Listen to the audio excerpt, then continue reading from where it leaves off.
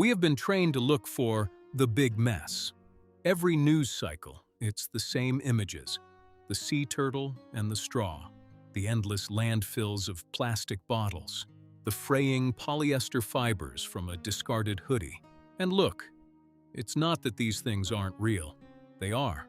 The world is drowning in plastic, but this is the pollution they want you to see. It's easy to understand. It's clunky. It's accidental waste.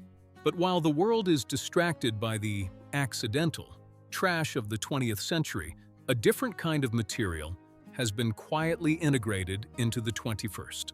This is the gray area, a place where the line between plastic and machine simply disappears. You aren't looking at a mess anymore. You're looking at an architecture. Welcome to Part 7, the omission by design.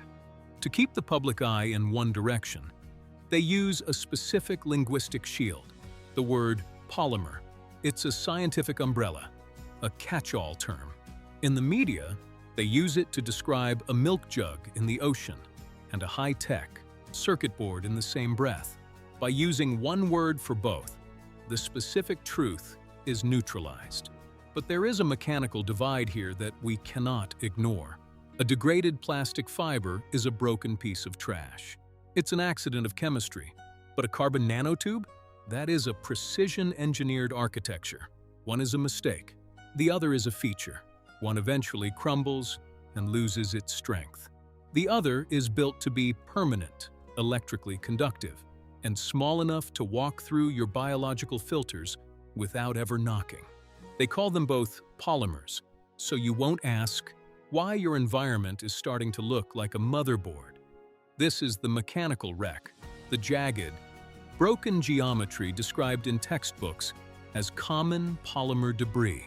On a molecular scale, it's clunky and accidental. But when we look at my actual field capture at 60 times magnification, the theory becomes reality. The geometry is identical. This isn't just a diagram. It is the physical manifestation of the architecture we are documenting in our environment. We are witnessing a documented evolution of synthetic architecture.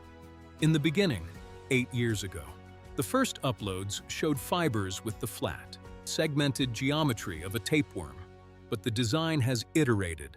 We've seen the arrival of the deep blacks found in food supplies, and the reds, blues, and greens documented coming out of human wounds worldwide.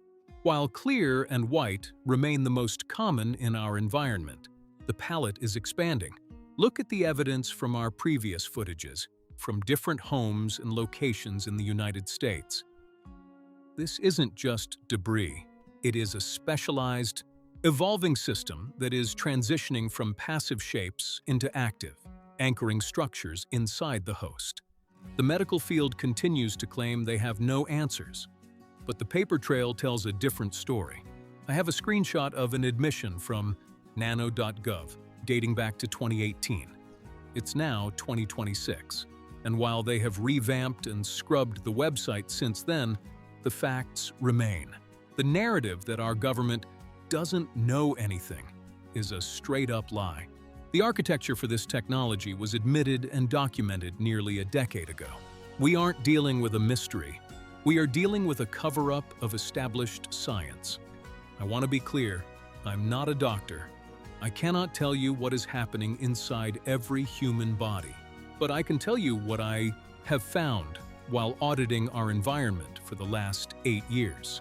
I have spent nearly a decade digging into patents, cross-referencing institutional data, and filming high-magnification evidence that matches the reality of the sick.